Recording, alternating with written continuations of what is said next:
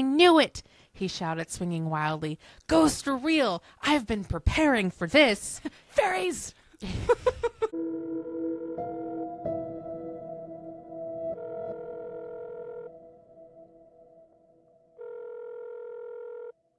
Hello. Hi. Welcome back. Today it is episode 10.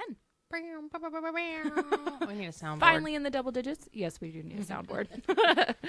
So today's episode, we're going to be doing some more ChatGPT stories, just some more spooky stories, kind of taking a chill, more laid back episode. It's definitely needed. We had an event yesterday that really kind of wiped us out. So this is just a slow, low spoons. Yep. But still be good. I'm excited. Me too. So some of these I have only just skimmed over like you, but when I was going back through them to put them in the documents, I remembered the one that was the comedy. I am so excited for that one. So I tried to play off of that a little bit, and I think I did one or two that were comedy ones. Still don't really know the whole story of them because, like you, I just kind of skimmed over them because I kind of wanted to be surprised too. But the name of one of them. I'm excited. Also, our coffee this episode is brought to you by my kitchen. Yes. And it's okay. It's good. It's just not, it's not our normal coffee. But it's not the coffee's fault. So it's the creamer's fault. It's the creamer. The extra caramel creamer from Coffee Mate is not extra is a lie. Caramely. Big lies. False advertisement. We want our money back. I thought I was about to spill my coffee. Oh no, don't do that. It's a day. Okay. You always touch it. You get it. No. You get it where you want it. And then you tweak it. But I was thinking, I was just like, I can't look at my iPad with it. Fair. Ow. Okay, we're in a better spot. I want to sit crisscross. Why you never let me sit crisscross in these chairs, even though. And then we can. Well, it's because you sit sideways. I know. I think that's what you said. Turning my chair sideways. All right.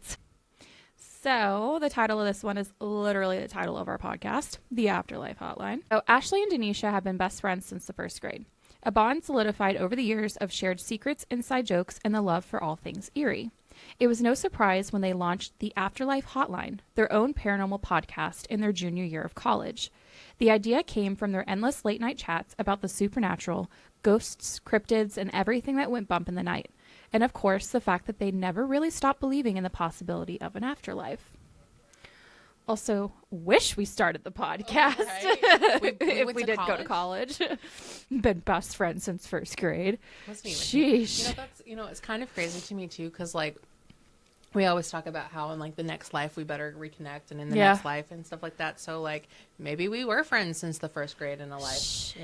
Did I live in this state at that point in time? No, but not till what, eighth grade? Yeah. The format of the show was simple. Listeners called in with their eerie experiences, and Ashley and Denisha would try to make sense of the strange and unexplained. The podcast grew in popularity quickly, gaining a cult following of believers and skeptics alike. Hell yeah, we started a cult. Like, can we let's get that ball rolling, y'all. Let's get it rolling. Let's get on that. They laughed at some of the more ridiculous stories, theorized about the genuinely creepy ones, and occasionally had their minds blown by a chilling tale that seemed a little too convincing. It was an average Tuesday night when the call came in. Ashley clicked the blinking red button on the board. You're on the air with the Afterlife Hotline. Who's calling and what's your story? A crackly voice came through, quiet but desperate. My name's Jason. I don't know what's happening. I think something followed me home. Denisha raised an eyebrow, leaning forward. Okay, Jason, take a deep breath. Tell us what's been going on. Jason's voice trembling. I went to an abandoned hospital with a few friends last week. We were just exploring, trying to catch a glimpse of something, creepy. But ever since we left, weird things have been happening. I hear whispering, like someone's calling my name. Sometimes it feels like something is standing right beside me, and I'm not alone. I know it. Ashley exchanged a look with Denisha. Both of them could hear the tension in Jason's voice, the fear that no one ever really shook off when they crossed paths with something truly otherworldly. Jason, do you remember anything specific from the hospital? Ashley asked, her voice steady, as though this was just another regular case, but her heart was racing. A lot of strange symbols, Jason said, hesitating. and a door in the basement that I swear was locked. But when we left, it was open. No one remembers opening it, but it was just standing there. Denisha's hand twitched, reaching for her notebook. Did anything happen near that door? Did anyone go inside? Jason paused, and when he spoke again, his voice dropped to a whisper. I saw something, a shadow, but it wasn't normal. It was huge, like it was waiting for something. Ashley's mind began to race. This sounded too familiar. She glanced at Denisha, who was already scribbling furiously in her notebook. I could just see in my brain just you like... Getting all of the details. I need all the details. Yeah. Jason, Denisha said, her voice firm. What I think you need to do is leave your house. Don't go back in. And if you can, get a priest or someone to do a cleansing, like right now. Jason was quiet for a long time, the static on the line crackling louder than his voice. I don't know. It doesn't feel like that'll help. Ashley exchanged a glance with Denisha again. There was something in Jason's voice, something real, that made them both uneasy. Okay, Ashley said, keeping her tone calm. Here's the thing, Jason. You've got a lot of options, but going to get you some resources. But for now, stay in a well-lit area, don't be alone, and whatever you do, don't go back to that basement. It's not worth it. Yeah, and whatever you do, don't open any more doors that aren't yours, Denisha added, her voice taking a bit of an edge. Trust us. You don't want to know what might be waiting behind them. Jason's voice was barely audible when he replied, Thank you. I'll be careful. Thank you for listening. With that, the call ended, leaving a lingering silence in its wake. For a moment, Ashley and Denisha just sat there, both lost in thought. The studio lights buzzed softly, the hum of the equipment filling the space between them. That wasn't just a random call, Denisha said, her voice unusually serious. I've been researching that hospital. It's got a reputation. You got a reputation, Denisha. It's got a reputation. People have been disappearing near there for years. Ashley nodded slowly. I don't think Jason was being paranoid. Whatever he saw, it's real. The room grew cold. Ashley could feel it too, the prickling sensation on her skin, the way her breath seemed to freeze in her chest. Well, Denisha said after a beat, her fingers tapping nervously on the table. Looks like we've got ourselves a mystery. Ashley smiled, a flicker of excitement lighting her eyes. That's what we do. And you know what? This might just be our biggest case yet. Denisha grinned, her usual confidence returning. Let's see what we can dig up. And hey, maybe this time we'll get to the bottom of what's really out there. Ashley nodded, her fingers already flying over the keyboard as she pulled up information on the abandoned hospital. As the screen filled with old newspaper clippings, articles, and disturbing reports, the air in the room seemed to grow thicker, like it was filled with the presence of something watching them. But Ashley and Denisha, for all their skepticism and curiosity, were more than prepared for whatever would come next. The Afterlife Hotline was about to get its most dangerous caller yet. Okay. Ba-dum-bum. Okay. So that one, I guess, was like more of a realistic one. Yeah. Like if we actually had a hotline. That would be Imagine cool, us if we actually had a hotline. I mean, maybe one day we can actually do that. Mm-hmm. I feel like that would be really cool. I agree. Wow, I like that one. I like it because it gives me it honestly kind of reminds me of Supernatural a little bit. Yeah. Like where you're ghost hunters, you're saving people and hunting things. Yeah. And I would definitely love to delve into that. And help people. Yeah. Maybe not so much hunt things, but... No. I don't know about hunting things. Okay, so I have a similar story that kind of ends with the same ending. Okay. And so I think I'm going to read that one. This is another one that's about us. Hell yeah. This is the Afterlife Hotline Podcast, The Haunting of Hollow Creek Library. I feel like ChatGPT really just has like a format that they follow. Yeah. Because look at my next one. Well, this is in a different space though. They have their set things for maybe we need to for be a stories. bit more like specific. I asked Steven to ask Eric because they were online playing a game. I said, can you ask Eric if he can give me like a little prompt? Do you know something that I can find or make up a story with? And Steven told that to Eric, and Eric's like, why don't you literally just type that in? I was like, thanks, genius. Never thought about that. I was just wanting something specific, like if you could come up with something. I was like, you know what? Never mind. Like killer clowns or something. Yeah. I was like, damn. So, yeah, the Afterlife Hotline Podcast, The Haunting of Hollow Creek Library. Ashley and Denisha had investigated plenty of strange cases on the Afterlife Hotline, but the one that brought them to Hollow Creek Library felt different. Maybe it was the eerie silence of the old brick building, the way the air seemed heavier in the moment they stepped inside, or the flickering overhead lights that buzzed despite being brand new. This place is straight out of a horror movie, Ashley muttered, adjusting the mic on her recorder. I know, right? Denisha whispered. You think the ghosts appreciate library etiquette? Probably. Their latest episode had started as a simple deep dive into local hauntings. But after an email from a shaken librarian, they found themselves standing in the middle of the supposedly cursed Hollow Creek Library. According to staff, books would fly from the shelves, computers typed by themselves, and the scent of burning paper lingered at night, despite no signs of fire. Burning paper. Their guide, an older librarian named Mrs. Calloway, locked the doors behind them. I hope you know what you're doing, she said. The spirits here, they're not just whispers in the dark. They want to be heard.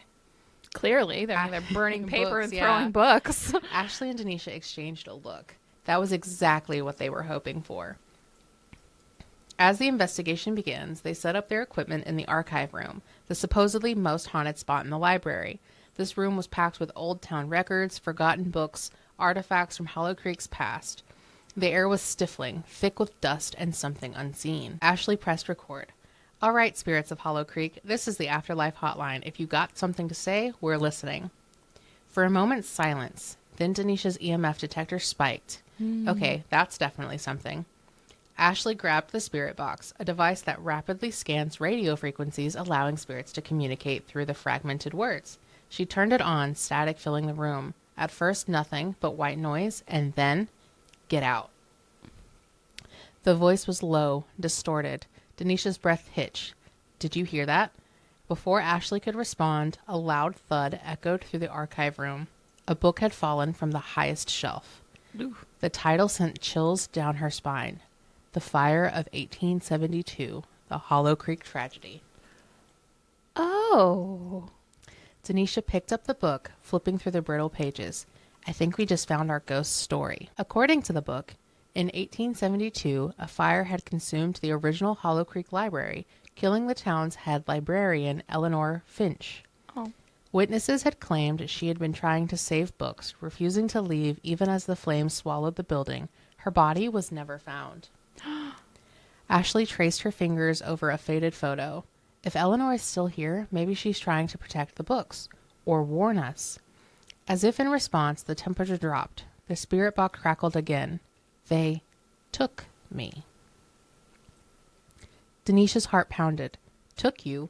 Who took you? A sudden gust of wind sent papers flying, and then another voice, softer, sadder. Help me. The women froze. Ashley swallowed hard. Eleanor, if you need help, tell us how. The spirit box was silent, and then a single word whispered through. Buried. Denisha's mind raced. Buried? Do you think? Ashley's eyes widened. Her body was never found. The energy in the room felt electric, like the walls were holding their breath. They had their answer. Eleanor wasn't just haunting the library. She was still here, somewhere beneath it. As the investigation wrapped up, Mrs. Calloway listened in shock as they relayed what they had discovered. There's an old basement, sealed off years ago, she whispered. No one's been down there in decades. Ashley and Denisha exchanged a look. They had uncovered something bigger than a ghost story. And this time, the Afterlife Hotline wasn't just telling Eleanor a story. They were about to solve it. Ooh. Aw. Poor Eleanor's just trying to get people's attention and everybody's just scared of her. Mm-hmm. Oh. Well, way to go for us to help try to figure that shit out. Poor lady. She was just trying to save the books. It reminds me of her in the fire trying to save the books reminds me of Spell Shop. Yes, it does. Yep. Also, that's a good book if you guys... I haven't finished it, but I have finished it. It's good so far. There's going to be another one, but it's not following the same storyline. Of what? Oh, a second to It's the Spell Shop? Yeah, I think it's like same universe, different characters. Okay. Well, that'll be nice. Eerie, The Whispers of Crow Hollow. Apparently, ChatGPT likes hollow. And whispers. And whispers. Yeah. In the dense fog-shrouded woods of Crow Hollow, just outside of the forgotten village in Maine, the locals knew better than to wander after dark. The stories were old, passed down through generations, but they never lost their bite. They spoke of a small house, half swallowed by the creeping pines, where no one had lived for years, at least no one anyone had ever seen. One stormy October evening, a young woman by the name of Clara knew the area, decided to explore the woods despite the warnings. She'd heard the stories, of course, but dismissed them as superstition. She figured it would just be another adventure, a way to prove her bravery. As she ventured deeper into the woods, the storm picked up, the wind howling like a pack of wolves. The trees groaned and creaked, and the dark shadows seemed to stretch longer with every step. She found the house just as the sun dipped below the horizon, its windows dark, but the door ajar. Clara pushed it open, the old wood groaning in protest. Inside, the air was thick with dust, and the walls seemed to pulse with strange energy. In the corner of the room, there was a rocking chair, gently swaying, though no breeze touched it. You know, this kind of reminds me of the story of you and I going and checking out the cabin in the woods with the rocking chair in the middle of the... Oh, yeah. At first I was like, we didn't go to a cabin in the woods. Yeah, we did. You don't remember? I was for real like, Like, no, we didn't. What do you mean? She laughed nervously, probably just the wind, she muttered. But then the whispers began. Again, whispers. Soft at first, like a far-off murmur, but growing louder as Clara took another step into the room. The voices were low, indecipherable, like a chorus of forgotten souls. She froze, her heart pounding. They weren't coming from the walls. They were coming from behind her. She slowly turned. The rocking chair had stopped moving, but there, sitting in it, was a pale figure, a woman in tattered clothing, her face hidden in shadow. "Leave," the voice whispered, too soft to fully hear, but Clara felt it deep in her bones. "Leave, or you'll stay forever." The storm howled outside, and the temperature in the room dropped, her breath turning to mist. Clara spun and fled, crashing through the door and back into the woods, the whispers echoing in her ears. The next morning, when searchers found the house, it was empty once more. The chair still rocked on its own, but there was no sign of Clara. And in Crow Hollow, the whispers continued. A little short, spoopy one. Okay. Very short, spoopy one. But a good one. I like that Poor one. Clara. Where'd you go, girl? Yeah, honestly. She left, so she shouldn't have to stay there forever. Maybe a cryptid got her in the woods. Maybe. Or it was all a trap. Ew. Maybe she thought she fled, but she was actually like trapped. There is, okay. We've talked about horror movies. This one's not great by any means, but it's called The Forest. And it's about suicide forests in Japan. Oh. And so it's got Natalie Dormer, I think I'm pronouncing her last name wrong, in it. And basically the premise is like, she has a twin. She knows something is wrong. Her twin went to Japan. Like, something is wrong, and she feels it. And I think it's her husband doesn't really like. He's like, please, she's fine. Like, the twin thing doesn't exist, kind of thing. Rude. And so she goes, and throughout the whole story, she's trying to figure out where Jess is, because that's her twin's name. She goes into the woods. She has somebody who's willing to help her. She goes into the woods. She experiences things, and then what happens at the end is I think she finds Jess again. Jess is able to leave the woods, but Natalie is trapped. So it just exchanged one for the other. Mm-hmm. It's not great. It's not a great movie, but it's one that I enjoy. So is it one of those that's kind of like not like a documentary, but like a found footage type thing, or is it like actual just regular, I think it's actual just shot regular movie, because she doesn't have a camera. She's not like recording herself or anything like that. Gotcha. And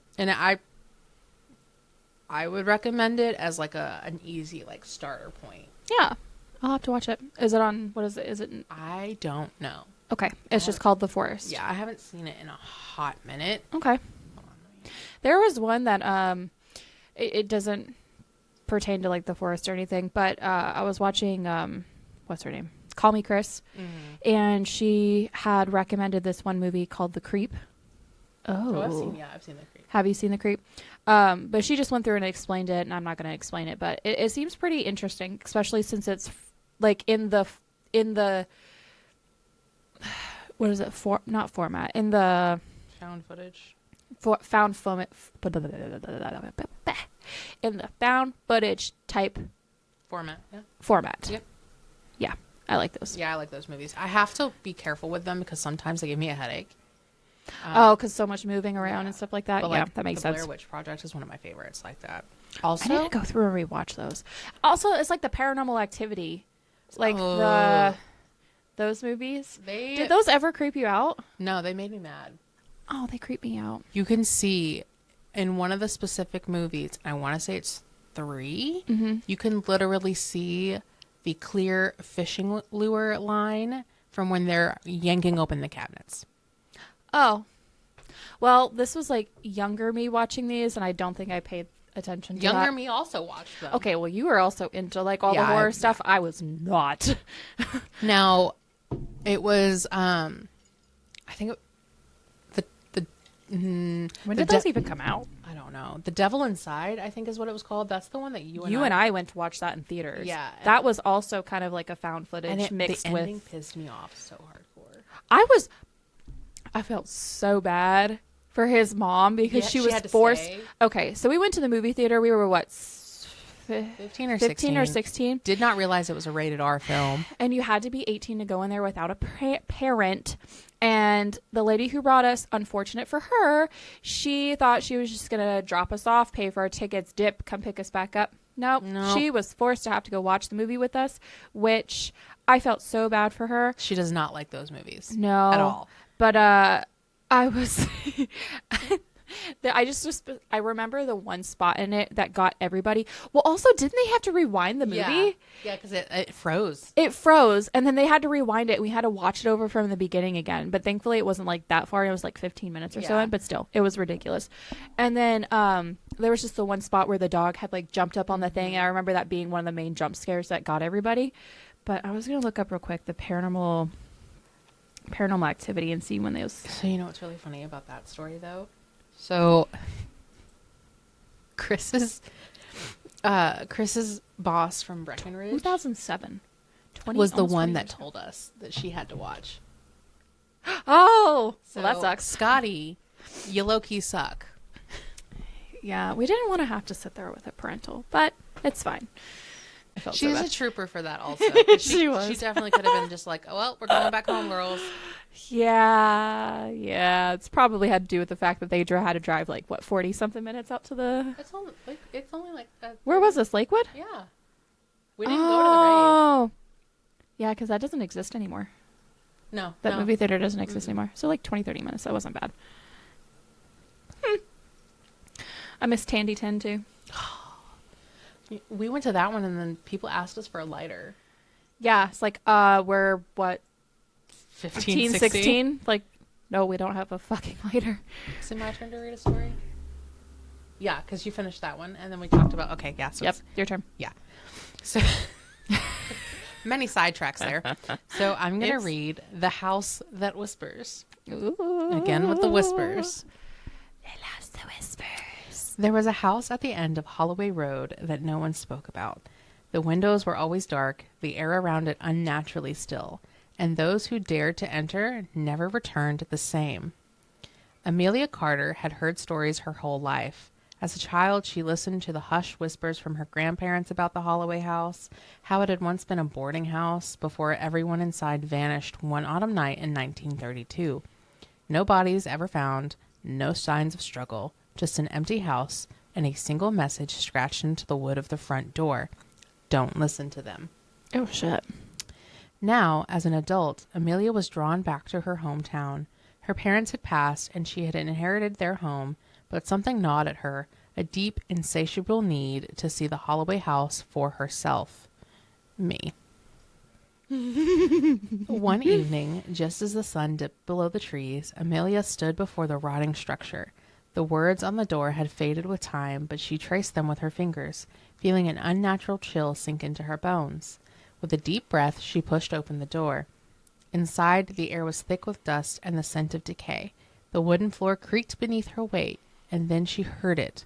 A whisper, faint, barely perceptible, like a breath against her ear. Leave. No. Fuck you. I don't want to. Her blood turned to ice. Hello? She called, but the house had no answer. Only that quiet, almost pleading whisper.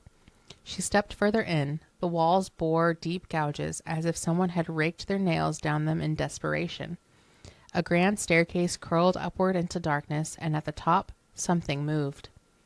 Amelia froze as a shadow shifted at the landing. A figure, thin, elongated, its limbs too long. It stood watching her, its head tilted at an unnatural angle.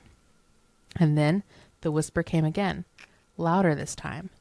You shouldn't have come. Amelia stumbled back, her pulse hammering. The figure took a slow step forward, its joints cracking. She turned to run, but the front door was no longer there. The walls pulsed, breathing around her. A dozen voices began to murmur from the darkness. Help us. It won't let us leave.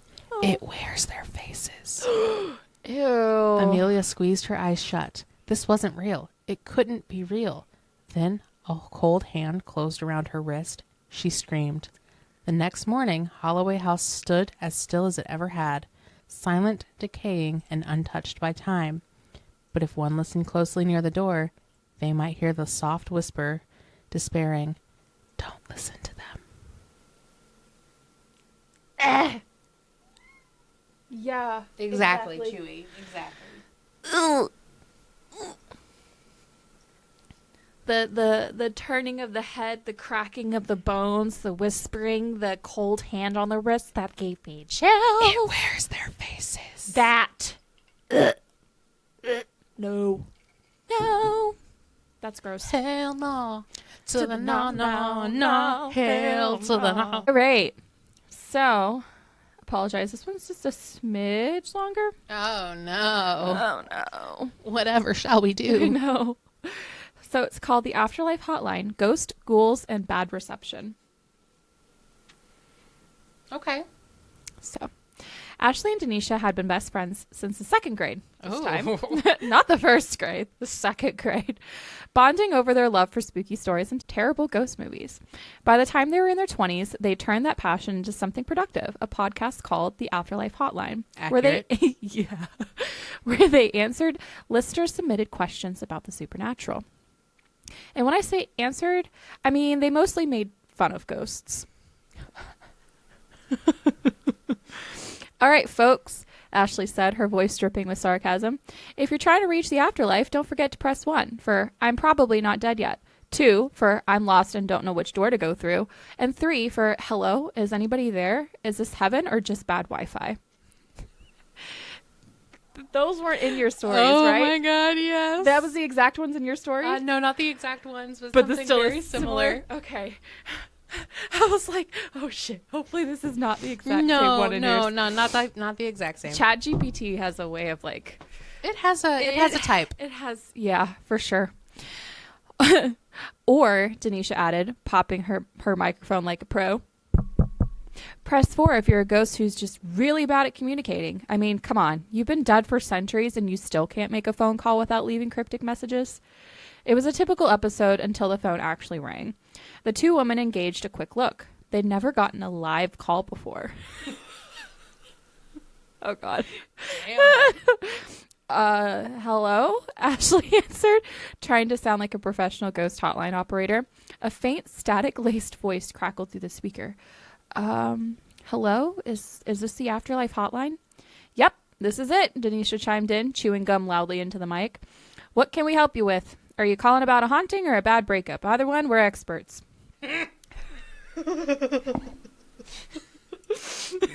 Sorry, that got me. There was a pause, and then the voice sighed dramatically.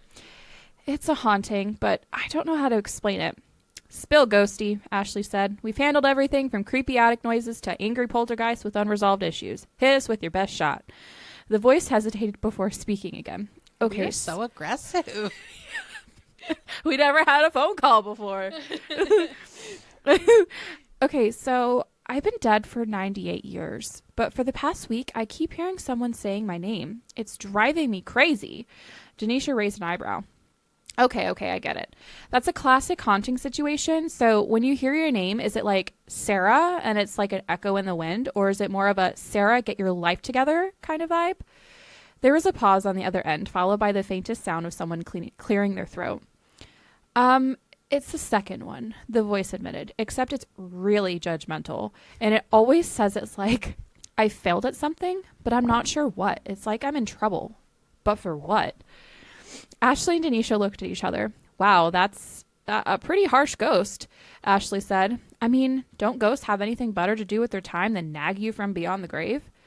Right? Denisha snorted. Like, go haunt a graveyard or something. You've got eternity to judge somebody. Give Sarah a break. I love us. They both giggled, but then the voice on the line continued. I'm not just hearing my name, it said, its tone trembling. I'm seeing her too. Her? Ashley asked, suddenly intrigued. Who is she? She's this woman. She wears old-timey clothes, but not the cute kind, like frumpy, unflattering dresses, and she's always has this look of disappointment on her face. Ugh, that's the worst kind of ghost, Denisha said with a shudder. That kind makes you feel like you're failing at being dead. Exactly, the voice agreed, and she won't leave me alone. I've tried everything, moving to different parts of the house, even going outside, but she's always there. And the worst part is, I'm pretty sure she's my grandmother. Ashley stared at the mic. Your grandma's haunting you? That's some next level family drama.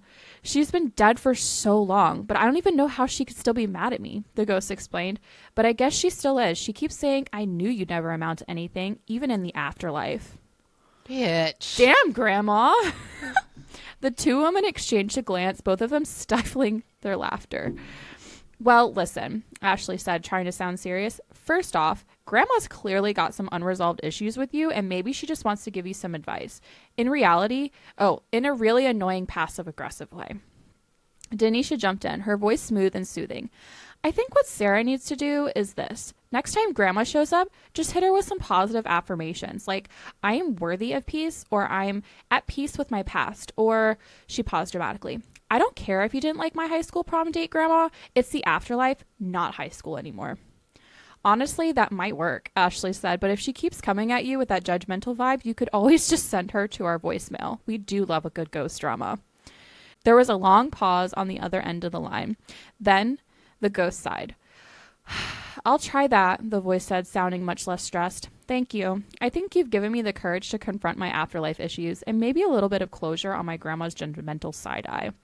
Well, good luck with that, Ashley said, and remember, when in doubt, tell your ghost to stop being so extra.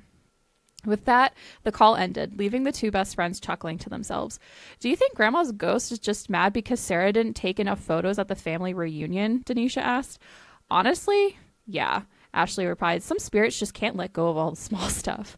And as the night grew darker and their microphones went silent, the two friends couldn't help but wonder. Maybe the real haunting wasn't the ghosts. Maybe it was just the lingering judgment of family, even from beyond the grave. That one is hilarious. I'm so glad I didn't fully read that earlier. Oh my goodness. I think I read to the, oh yeah, we're experts in the something and ex-boyfriends or ex-relationships or something like that. And I was just like, okay, I'm keeping this one. I fucking love that one. I'm so ready for you to read the one that you partially read me at work. We're talking about the, yeah, okay. That's the one I was actually going to read. Cool. So my next one is called the Afterlife Hotline. Ghosts, gaffs, and bad Wi-Fi.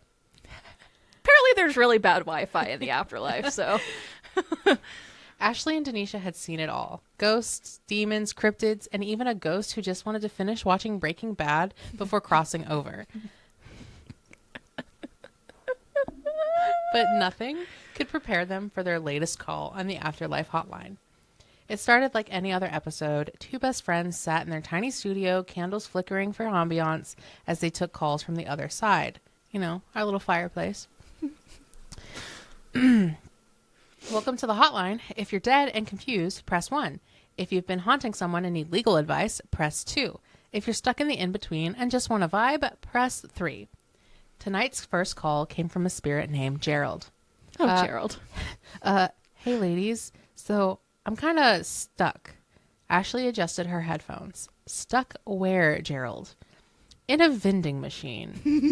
Denisha blinked. I'm sorry? A vending machine?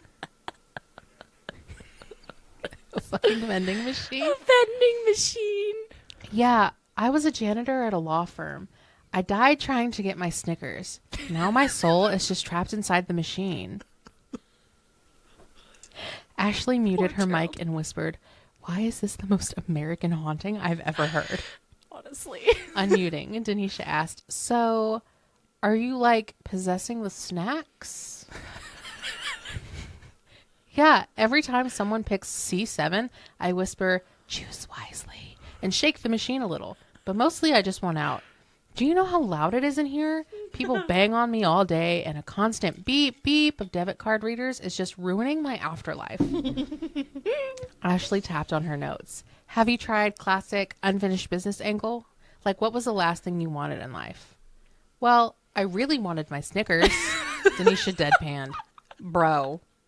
Why would that be us if we were ghosts? I just wanted my I Snickers, wanted my Snickers, bro. Okay, Gerald. Gerald, here's the plan. Gerald. I'm thinking of The Witcher. Okay, Gerald, here's the plan, Ashley said. Next time someone buys your Snickers, use all your ghost energy to move on. I'll try, but what if they take too long to eat it? You know people who hoard candy bars for later. We don't know of them. No, I eat them on site, bro. We don't know them at all. You're going to have to haunt them until they eat it, Denisha said. Whisper, eat it. Eat it until they get freaked out. All right, I'll try. Gerald's voice crackled. Then came in a second call. Hello, this is the Afterlife Hotline. What's your spectral struggle today? A deep, raspy voice answered. Hey, my name is Lucifer, and I'm having technical difficulty. Ashley and Denisha exchanged big eyes. Lucifer, as in the Lucifer? Yes, the Wi-Fi is down in hell. Denisha leaned forward. Told y'all the Wi-Fi's bad in the afterlife. Wait, hell has Wi-Fi? Of course. Don't you know how many influencers end up here? They demand internet. It's in their contract. Ashley whispered. Why does it make so much sense? Lucifer sighed. Anyway, our tech guy, Gary, the damned, tried resetting the router, and now everything is worse. People are rioting because they can't doom scroll. Ashley cleared her throat. Okay, well, have you tried unplugging it and plugging it back in? That would be a me response. Yes, it's literally on fire now. Oh, shit. Sounds like a skill issue, Denisha said. Have you tried calling your ISP? Ashley said. Lucifer groaned. Do you know how hard it is to get a tech support rep when you're literally the devil? I can imagine. Ashley shrugged. Fair. Denisha tapped her fingers. Okay, Lucy, I have a backup plan. Lucy. Why don't you make Hell's Wi-Fi work per only dial up? Lucifer gasped. Dial up? Ashley grinned. Yep, let them hear that awful screeching modem sound for all eternity. Lucifer went silent for a moment, and then he whispered, you two are more evil than me. The call cut out. Denisha and Ashley high-five. Another crisis solved. Just then, the vending machine beeped. Guys, I think it worked, Gerald said. Some dude just bought my Snickers, and I'm feeling lighter. A moment later, the voice echoed through the studio. Thanks, ladies. I'm finally at peace. Thanks, and with ladies. that, Gerald was gone. Ashley leaned back. Ghost, demons, and now tech support for the underworld. We really do it all. Denisha sighed. Next time we're charging. Hell yeah. I just love how they both go. Hey, we did it. Another crisis Literally solved. do that. Oh my gosh. I love that one so much. Too. Oh my god. We need to start using like the little intros as our actual intro. intros. That's so freaking I loved funny. yours because this one just had welcome to the Afterlife Hotline. If you're dead and confused, press 1. If you've been haunting someone and need legal advice, press 2. If you're stuck in the in-between and just want to vibe, press 3. I lost my spot. Shut the fuck up, bitch. I lost my spot. Mid-reading, you're just like, you're... So mean. No, because that's what I would do too. Yeah, so this one is, if you're trying to reach the afterlife, don't forget to press 1. Or, wait. Exactly. If you're trying to reach the afterlife, don't forget to press 1 for I'm probably not dead yet. 2 for I'm lost and don't know which door to go through. Wait.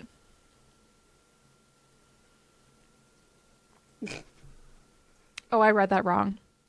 So if you're trying to reach the afterlife, don't forget to press 1 for I'm probably not dead yet. 2 for I'm lost and don't know which door to go through. And 3 for hello? Is anybody there? There? Is anybody there? Is the 7 or just bad Wi-Fi? So I think we can come to the conclusion that the afterlife has really bad Wi-Fi. Terrible Wi-Fi. They need dial-up. Oh my God. I would be in hell. In yeah, that's hell. kind of the point. Literally hell, yep. No. No thanks. Okay. So, Timur. This one is The Haunted House and the Ghost Who Hates Spaghetti. I'm so excited. I haven't fully read this, so. How do you hate spaghetti, first of all? Right? Ashley and Denisha had always been the type of friends who sought out adventure, the kind that made their parents question their life choices. Valid. Yep.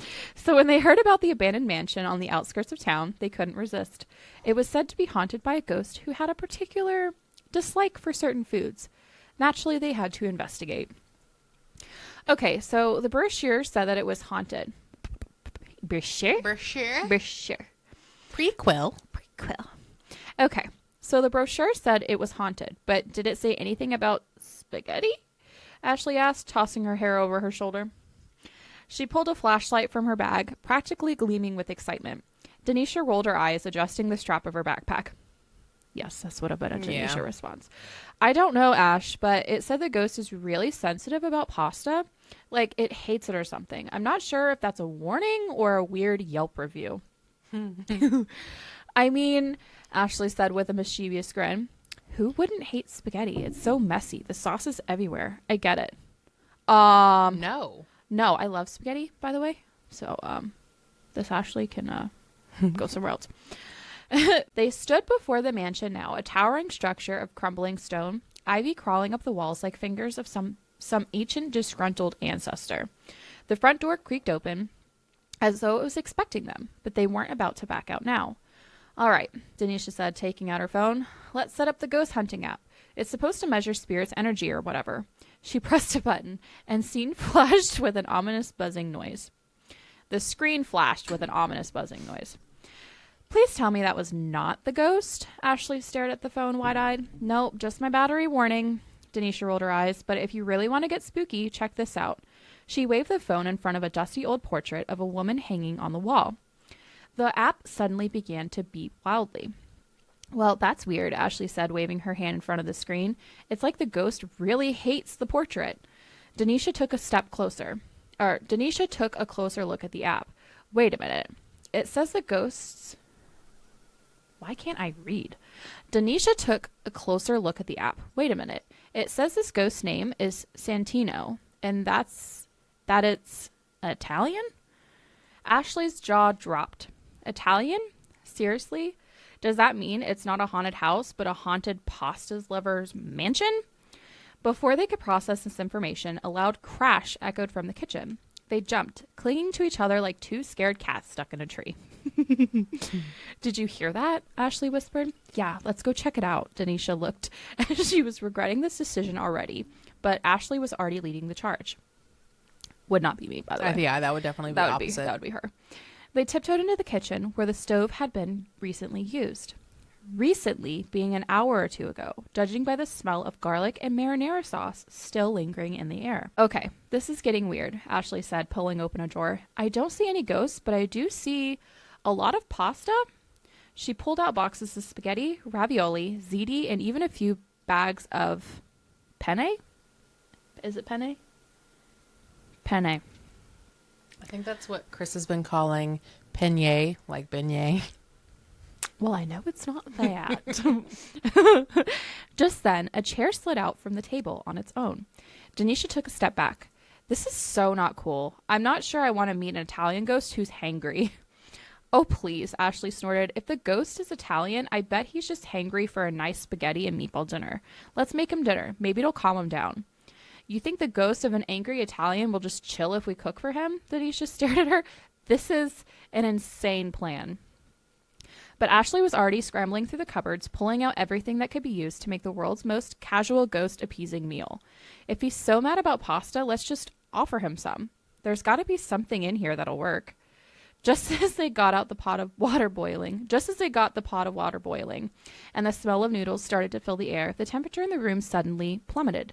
The refrigerator door flew open, and a loud thump echoed from the corner. The two girls froze. Okay, that was definitely not us, Denisha whispered.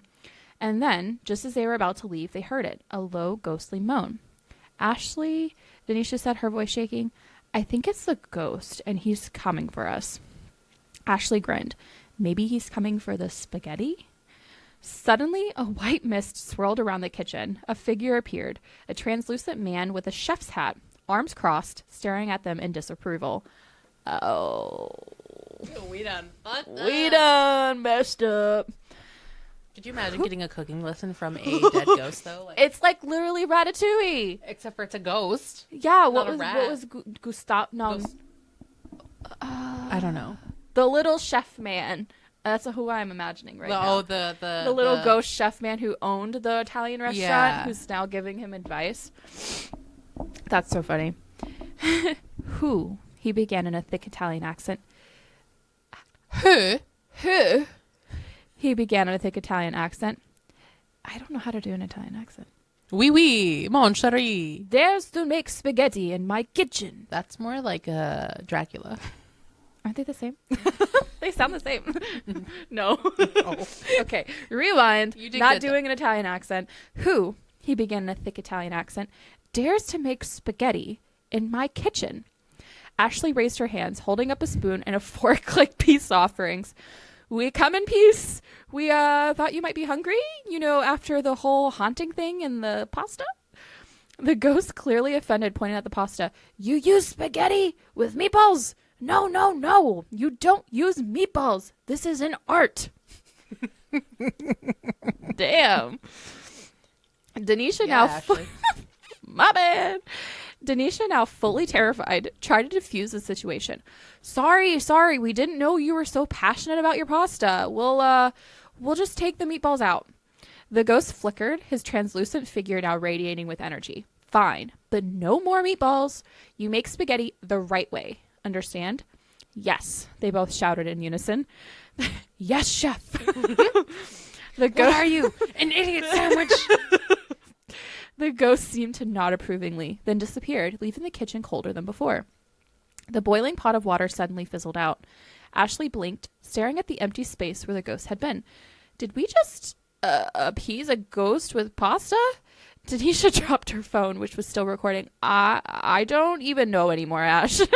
The two stared at each other, then burst into laughter. So next time, Ashley said between giggles, maybe we should just bring pizza. Denisha rolled her eyes. Yeah, but not with pineapple. That's where I draw the line. And with that, the best friends continued their paranormal investigation, one meatball-free dish at a time. That was actually better than I thought it was going to be. I adore that. Who is putting meatballs in the spaghetti? Need the chef to be like Gordon Ramsay. I need a ghost chef. Teach me how to cook, please. Honestly. Although I will fight you against the meatballs because I love a good meatball. So Agree. sorry, but they do. I've seen like authentic Italian spaghetti dishes. They make like itty bitty little meatballs. So they do meatballs. Maybe he just is not a fan. He just doesn't like Maybe meatballs. he's a vegetarian, and he doesn't like meatballs. Okay. I don't know. So then it would have to be not a pepperoni pizza. Ah, fuck. Maybe just a pineapple pizza. Absolutely not. That's where I draw the line. That's fair. So my next one is not one for us because I'm saving my last one. That's us. Oh, yeah. This one is where'd it go? This one's kind of shorter. The reflection. Ooh. Mia had always hated that antique mirror in her grandmother's house. It was massive, taking up nearly the entire wall in the hallway. Its ornate gold frame covered in strange symbols that no one in the family could translate. Grandma had always been superstitious about it, insisting that it had been in the family for generations and should never be moved or covered. When her grandmother passed away, Mia was left alone in the house to sort through her belongings. That first night, she noticed something odd. The mirror was spotless, despite dust covering everything else. Even stranger, her reflection seemed off. When she tilted her head, her reflection... When she tilted her head, her reflection lagged for a second before mimicking her. Brushing it off as exhaustion, Mia went to bed, but the night stretched on. Strange noises filled the house, whispers just on the edge of hearing, faint knocking sounds, and the feeling of being watched. Around 3 a.m., she woke up to a distinct creaking sound from the hallway. Heart pounding, she got up and peeked out. The mirror was darker than before, as if it wasn't reflecting the dim hallway, but something much deeper and much darker. And then her reflection blinked without her. Mia stumbled backward as the reflection smirked and stepped closer to the glass. A chill ran down her spine as she realized the eyes weren't hers anymore. They were sharp, gleaming, and filled with something hungry. Without warning, the reflection reached out, not onto the glass, but through it. Ooh. Mia screamed, running back to her room and slamming the door shut. She could hear it now, heavy footsteps approaching, though she knew she was alone in the house. Frantic, she grabbed her phone, trying to call someone, anyone, but her phone wouldn't turn on. Then, silence. Hours passed, morning came, and cautiously Mia crept out of her room. The house was still. The mirror was normal again. Had she imagined it all? She let out a shaky laugh, rubbing her tired eyes, and then turned to leave the house. But as she reached for the doorknob, she froze. Her hand wasn't her own. It was pale, cold, and the mirror's reflection, she wasn't the one standing there anymore. Oh, no. See, mirrors actually kind of freak me out a little bit. Yeah. I never want to look into a mirror for too long because I'm just afraid something like that's going to happen. Mm-hmm. They say they're portals. That's spooky. That gave me chills. So does it mean like her and the thing in the mirror switch places? I think so, yeah. Ew. I don't want to be trapped in a mirror. No. No thanks. Yeah, that one creeped me out a bit because all I saw, because I didn't read that one all the way through, all I saw was that it was about a mirror, and then the last thing was that the reflection wasn't hers anymore. And I was like, yep, we're going to do that one. Although when you were describing the mirror, the only thing I could think of was the Harry Potter mirror. The Mirror of Erised? Yeah. Yep. Or the, is that the mirror that's at like Sam's or Costco or something like that? The big gold mirror? What mirror is that? The one that you really, really wanted? It's not technically, so that one at Sam's isn't the Mirror of Erised. However, there is a Pottery Barn Mirror of Erised that is the full. Oh, that's what I was envisioning. That bitch is expensive. Yeah. Wow. I don't even know where we would put something like that. I don't know. Originally, I'd make room. Originally, it was going to go in the corner of the bedroom. Oh, that would make sense. Like a corner mirror. Yeah. Because it's not a wall I couldn't have it pointing towards my bed, though. Ashley and Denisha stood outside the abandoned Hawthorne Manor. Flashlights in hand, the old mansion loomed before them, its windows dark like empty-eyed sockets. I don't know about this, Ashley, Denisha whispered. This place looks like it eats people. Ashley scoffed. Come on, we've seen worse in horror movies. Besides, we're professionals now. We have equipment. She proudly held up their cheap ghost hunting app on her phone. They stepped inside, the wooden floor groaning like it hadn't had visitors in years. Because it hadn't. Dust danced in the dim light, and a cold chill ran through them. Suddenly, the app started beeping. Ghost detected. Denisha froze. Nope. I knew it. Time to go. But Ashley was already stepping forward. Hello? Any spirits want to say hi? A chair in the corner scraped against the floor. Denisha gasped. Ashley, that chair just moved, and I know we didn't bring a wind with us. This is flipped. Yep. Let me have my moment, man. I just want to be... Ashley grinned. Okay, spirit. Was that you? The app beeped again. Yes. Denisha grabbed Ashley's arm. See, time 2. The words on the app changed. Why are you in my house? Ashley laughed nervously. Technically, it's abandoned, so get out. The room went ice cold. The flashlight flickered. A whispery voice hissed. Leave. Denisha was already halfway to the door. Ashley, if you love me, you'll start running. Ashley turned to follow, but slam! The door shut on its own. Then the ghost app flashed in another message. Just kidding. Y'all want to hear a joke? Ashley and Denisha blinked. Sure? Ashley said hesitantly. The app glowed bright green. Why don't ghosts ever date? Because they keep getting ghosted. Ba-dum-ba. The lights flickered again. A soft chuckle echoed around them. Denisha groaned. Did we really just get haunted by a dad joke ghost? Ashley sighed, shoving her phone in her pocket. All right, Casper, we're out. Work on your material. As they bolted for the exit, the ghost called after them. Wait, I got another one. What kind of street do ghosts haunt? A dead end. Get it? A dead. The door slammed shut behind them. Denisha gasped for breath. Girl, I swear only we would get trapped in a haunted house just to be subjected to terrible ghost puns. Ashley wiped her forehead. Honestly, best investigation yet. I love that. Also, that is for Denisha's dad. Because he loves the the dad's jokes. Dad jokes. Yes. I loved that one. Me too. So this one is a lengthy one. I'm so sad that they didn't let the ghost finish the joke. I know. How rude of us. Dad slams the door. So this one is the Afterlife Hotline, a dead serious emergency. Ashley and Denisha were used to talking about ghosts. They did every week on the Afterlife Hotline, their hit paranormal and true crime podcast. Manifestations. But when the dead actually started talking back through their podcast equipment, it became clear that they were in some supernatural serious trouble. Oh, jeez. It started with a weird interface, and then an actual voice cracked through the mic. Help me. Then another. You two idiots are my last hope. Damn. Ashley blinked. Did a ghost just insult us? Yes. Ashley leaned into her mic. Sir, this is a podcast, not customer service. We do not take complaints. The voice groaned. I need you to stop the surge. Ashley and Denisha exchanged looks. The surge? The sound system exploded, and that's how they found themselves fighting off an actual ghost apocalypse. Oh, shit. The smoking remains of their sound system filled the room with an acrid scent of melted plastic and burnt ghost energy. Whatever that smelled like. Ashley and Denisha coughed, waving the smoke away. This is exactly why we don't record live, Ashley muttered, picking bits of their shattered microphones off the desk. Oh. Denisha ignored her and grabbed her phone, scrolling furiously.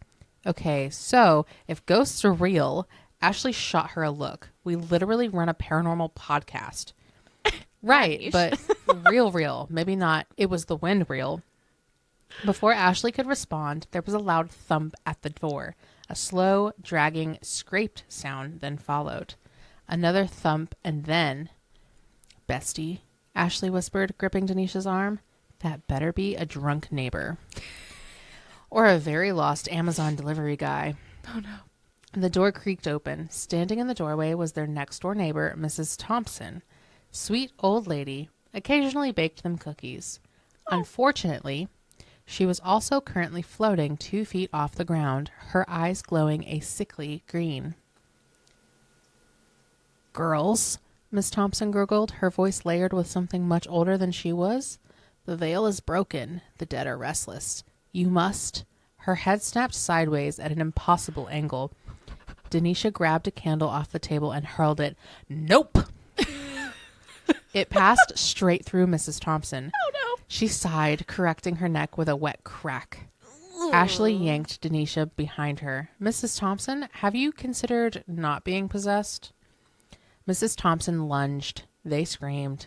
And that's when their other neighbor, Kevin, crashed through the bushes, wielding a pool skimmer.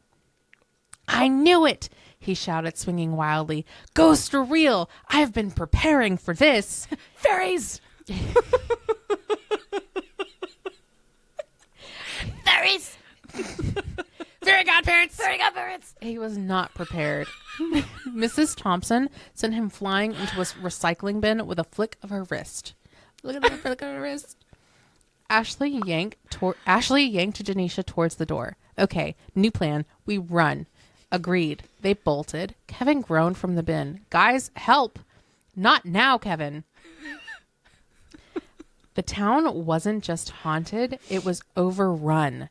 Spirits of every kind, vengeful ghosts, confused Victorian children, one guy who still thought it was 1987 were wandering the streets, phasing through walls, possessing unlucky pedestrians, and generally causing a supernatural mess. Ashley and Denisha and a slightly bruised Kevin holed up in...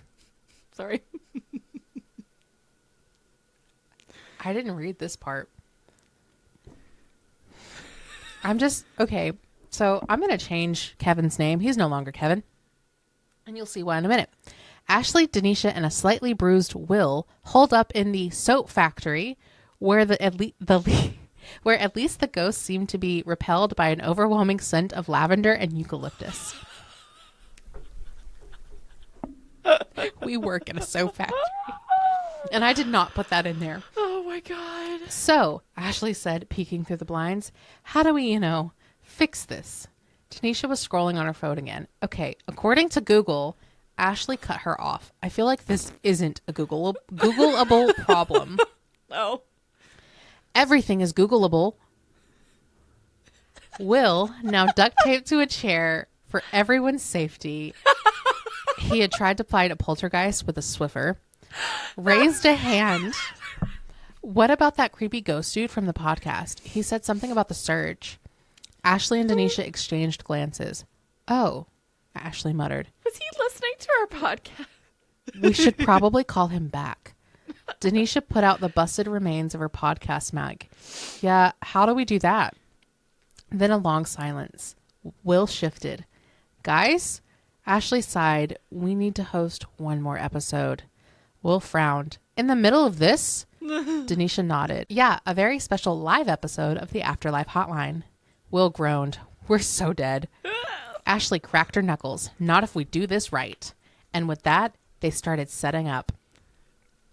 The town burned, smoldering, haunted fire wasn't real fire, just ghostly blue flames licking at the air dramatically. Inside the soap factory, Ashley and Denisha sat in front of their hastily repaired mics. Testing, testing, Ashley said. Is this thing on? The mic sparked violently. Oh. I'll take that as a yes, Denisha muttered.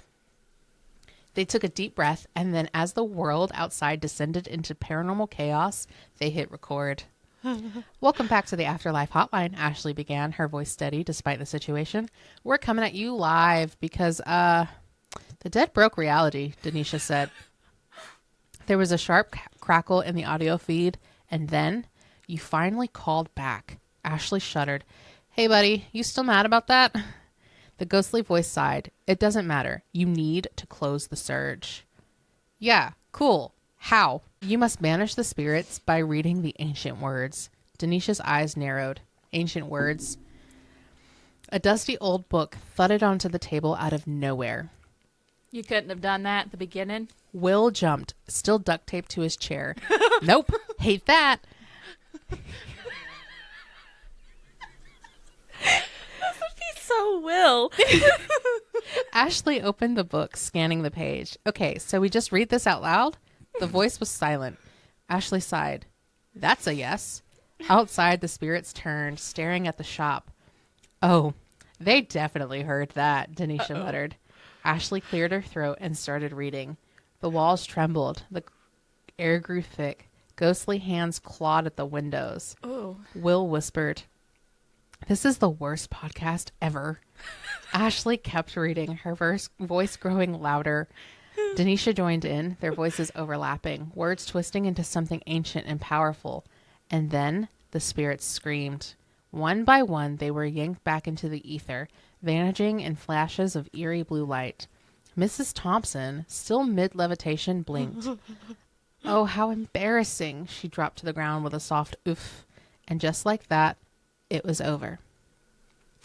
The next morning, the town miraculously intact, aside from a very few traumatized locals. Ashley, Denisha, and Will sat in their trashed recording studio. Well, Ashley said, sipping her now cold coffee. That was a lot. Janisha scrolled through her phone. Good news, we got so many new subscribers. Will groaned. Bad news, I think I got possessed like twice. Should I get checked out? Ashley patted his shoulder.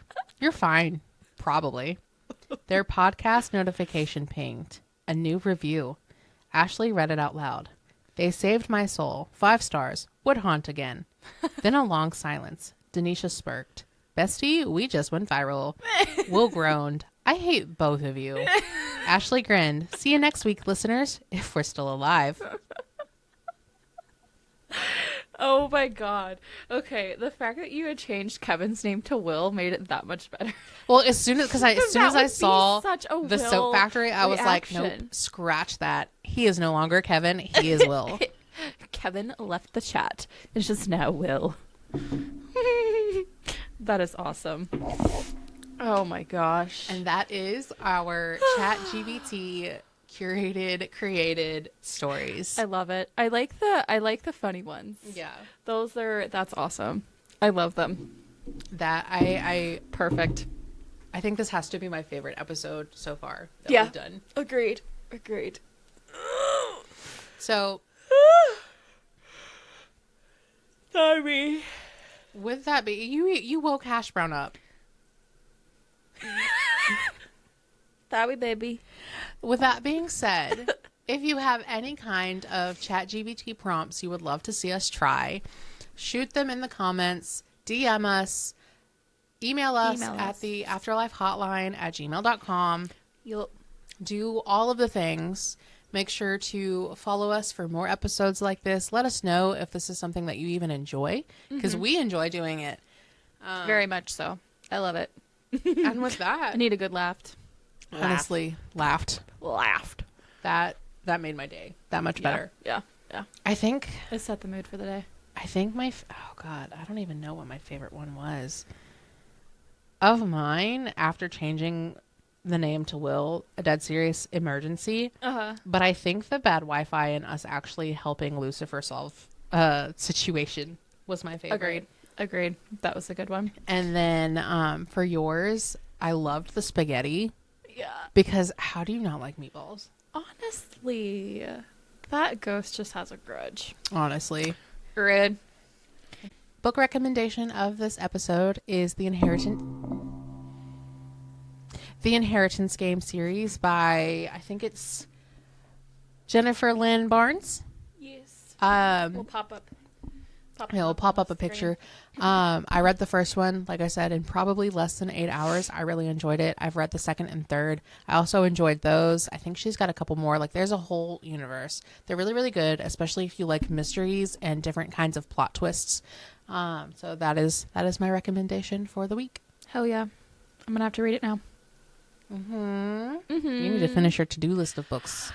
I have 3 or 4 going that I've started and haven't finished any of them. To be fair, I haven't read a book since the end of January, and I really need to read books because I was supposed to read 5 books a month every month to hit 60 books at the end of the year. That's a lot. So I'm behind. That's more than 1 book a week. Probably I'm behind literally 10 books at this I point. physically couldn't because I cannot read that fast. We just need to get you going, and then you could. You could. Maybe. You could. Maybe. You can do it. You can do anything you set your mind to do. No. Anyway, with that being said, I guess we will see you next time. Hell yeah. And don't forget to press 1 for subscribe, please. Yeah. 2 to like, and 3 for commenting and turning your notifications on. Okay, bye. Bye.